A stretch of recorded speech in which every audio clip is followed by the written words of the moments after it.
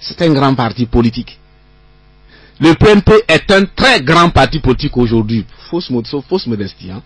Vous avez des militants, un peu plus de 10 000 aujourd'hui, avec carte, qui cotisent, qui contribuent. 10 000, c'est 1000 fois 10. Oui. 1000, c'est 10 fois 100. C'est rien du tout, ça. 1000, c'est 10 fois 100. C'est 150 fois 2. C'est rien du tout. Je décompose et vous voyez que c'est rien du tout. 10 000, 1000... Excusez-moi. D'accord. Alors, comment allez-vous procéder maintenant? Aujourd'hui, vous voulez soutenir personne? Parce qu'on n'a pas créé le parti pour soutenir quelqu'un. On est un parti autonome, libre de nos choix, libre de notre discours, libre de notre positionnement. Et les populations vous suivent. Quelle thérapie aujourd'hui, concrètement, pour redonner espoir à ce peuple? Parce que il nous a été donné de constater qu'il y a quand même une déception au niveau des populations. Les politiques nous fatiguent. Nous sommes là, la pauvreté ne disparaît jamais. Les choses deviennent compliquées le jour. Alors, quelle solution apporter aujourd'hui aux populations? L'alternance, c'est fini? Faure Gnassingbé a quitté le pouvoir, c'est fini? On a des projets. On a un projet. Quel est votre projet? C'est là où je veux en venir. Le projet, on ne le sort pas maintenant. Nous avons des éléments de projet et la dernière fois à Sokouré, nous avons sorti des éléments de projet sur comment nous allons réhabiliter la chefferie traditionnelle. Comment nous allons réécrire le texte sur la chefferie traditionnelle. Vous avez là envie de jouer sur le clivage qui existe aujourd'hui entre les Kabiyé et les Thèmes? Il n'y a pas de clivage entre les Kabiyé et les Thèmes, mais il y a un conflit entre le ministère de l'administration territoriale et les Thèmes. C'est pas un conflit entre ethnies. Le pouvoir veut transformer, veut créer un conflit entre Kabiyé et Thèmes. Mais en réalité, on comprend que c'est un conflit entre le pouvoir et les Thèmes. Les Thèmes l'ont compris, les Kabiyé ont compris. Quand les Thèmes ont marché, manifesté à Sokouré, vous avez vu les Kabiyé manifester à Pario? Ils l'ont pas fait. Ils ont compris. Et j'ai développé la dernière fois ce que j'ai appelé l'escalier de la propriété foncière au Togo. Qu'est-ce que c'est? Quand vous dépassez Mango, les Moba n'ont pas de terrain au-delà de Mango. Quand vous dépassez Kanté, les Tchokosi n'ont pas de terrain au-delà de Kanté. Les Losso n'ont pas de terrain au-delà de Kara. Les Thèmes n'ont pas de terrain au-delà du peuple Anyaga. Les Anyaga n'ont pas de terrain au-delà de... ainsi de suite. Les seuls Kabiyé ne peuvent pas avoir des terres loin de leur préfecture. C'est une logique. Nous l'avons appelé l'escalier de la propriété foncière au Togo. C'est très clair, les Kabiyé le savent. C'est le pouvoir qui veut mettre en conflit les ethnies. En fait, le problème c'est quoi? Quand le pouvoir est aux abois, il met en opposition les éléments de la division. Parce qu'il nous a divisés pour nous affaiblir.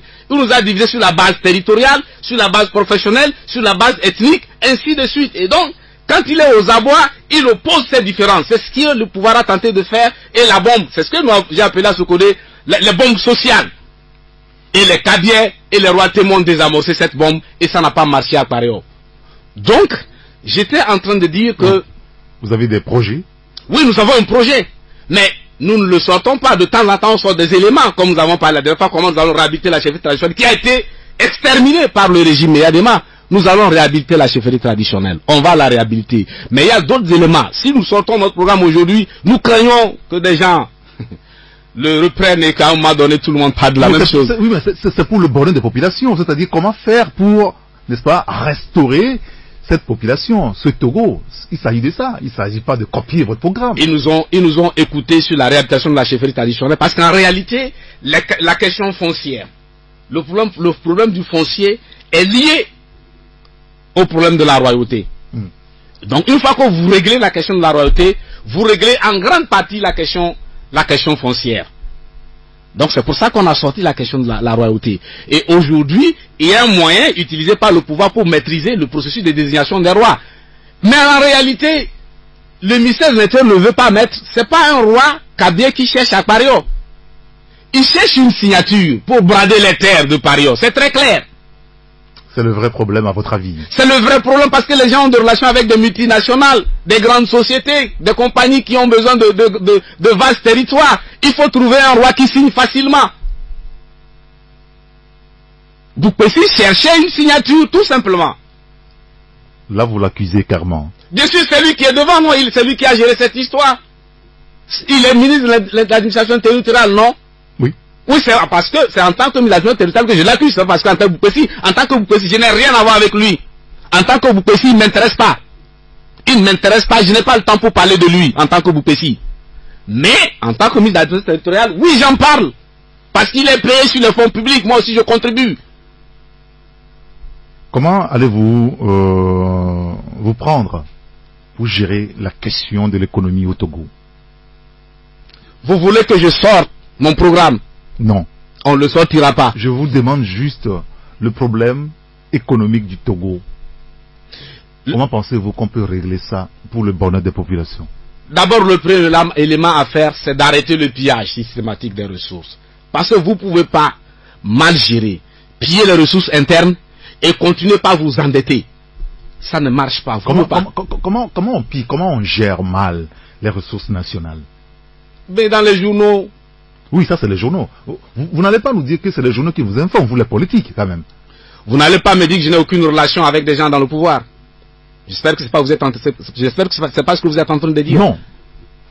Vous savez, au-delà de tout, le pouvoir c'est les hommes. Nous aussi c'est des hommes. Nous avons des relations. Vous ne pouvez pas dire aujourd'hui que le pays, le Togo, est bien géré, que les ressources nationales, les ressources internes sont bien gérées. L'endettement, tout le monde le voit. Nous avons emprunté, il sait même qui le dit sur la TVT. On a tel prêt, on a eu tel prêt, on a eu tel prêt, on a contracté tel prêt. Et ça handicape l'évolution du pays sur des générations. À partir du moment où le Togo aura un pouvoir qui gère de façon transparente. Tout va partir de la transparence de la gouvernance économique de notre pays. La transparence. Sans pillage, le Togo a les moyens de rendre heureux. Ce sont des prêts. Pardon? On n'a jamais parlé de pillage. Ce sont des prêts. Et beaucoup de pays évoluent sur les cet angle-là. On est d'accord là-dessus? Les ressources internes sont pillées et parallèlement, pour compenser la donne, on emprunte. C'est ce qui se passe au Togo. Ailleurs, on utilise les ressources existantes et quand ça ne suffit pas, on emprunte. Ici, on dilapide les ressources existantes et on dit nous n'avons rien, on emprunte. Comment on dilapide à votre avis? Sur les marchés publics, dans les marchés publics. Le coût de la vie du pouvoir. La présidence, vous avez les sommes faramineuses dépensées par an au niveau de la présidence. Vous voulez qu'on l'avion présidentiel qui fait des tours entre des villages. Le gouvernement doit serrer aussi la ceinture comme les populations. En principe, il y a même trop de ministres au gouvernement. Il y a trop de ministres. Ne pensez pas que le Parti national palestinien arrivera au pouvoir avec 30 ministres, 40 ministres. Et je l'ai dit ici, au Togo, le gouvernement, on forme le gouvernement comme on dépièce le mouton de Tabaski, à Basilo. C'est-à-dire, pendant qu'on coupe, on se rappelle d'une tante, il y a telle tante, on coupe, on se rappelle d'un oncle, on coupe. C'est comme ça que le gouvernement est constitué. C'est pour ça que vous avez une trentaine, 34, 35. En fait, on n'en a pas besoin. Il y a des ministères fondamentaux, des ministères capitaux. C'est-à-dire des ministères fondamentaux à partir desquels on peut faire grand chose. En France, il y en a eu 22 il y a 2 jours. Non, hier. Il y a 22 pour toute la France. Regardez la population de la France. La superficie de la France. 22 ministres. Ici, vous en avez plus. Vous en avez plus et les ministères se chevauchent sur des compétences. Et c'est des conflits aussi interminables entre eux. Allez dans un ministère, rencontrer un technicien de ministère, va vous parler des conflits de compétences entre les ministères qui se touchent. Vous avez longtemps travaillé au niveau du ministère des droits de l'homme. J'ai fait 10 ans au ministère des droits de l'homme. 10 ans. Vous connaissez beaucoup de choses de l'intérieur, c'est ça? Oui, à peu près. En tout cas, de ce positionnement, j'ai vu des choses. Sur la question des droits de l'homme, le gouvernement togolais a-t-il fait de progrès, oui ou non? Oui, mais si vous attendez ça de ma bouche, moi que l'on a chassé à Mango, à Kara, il y a quelques jours, la liberté d'expression n'est pas encore garantie. Vous voulez que je dise quoi? La presse, vous êtes acculés. Vous aussi, vous avez besoin d'être courageux pour faire le travail que vous faites en ce moment. Vous avez besoin d'avoir le courage pour poser les questions que vous posez. Parce qu'il y a aussi la pression sur vous. Vous devez craindre le risque aussi. Au Bénin, c'est pas la même chose. Au Ghana, c'est pas la même chose. Les journalistes ne craignent rien là-bas. Ici, vous avez besoin d'être courageux. En plus de l'intelligence, vous avez besoin d'être courageux. Et ça, c'est au Togo. Non, nous sommes là, on travaille, on est sur la tâche. Parce que vous êtes têtus. C'est parce que vous fermez les yeux sur des risques aussi, sur les dangers, que vous continuez. Vous ne pouvez pas me dire que c'est sans courage que vous faites ce travail.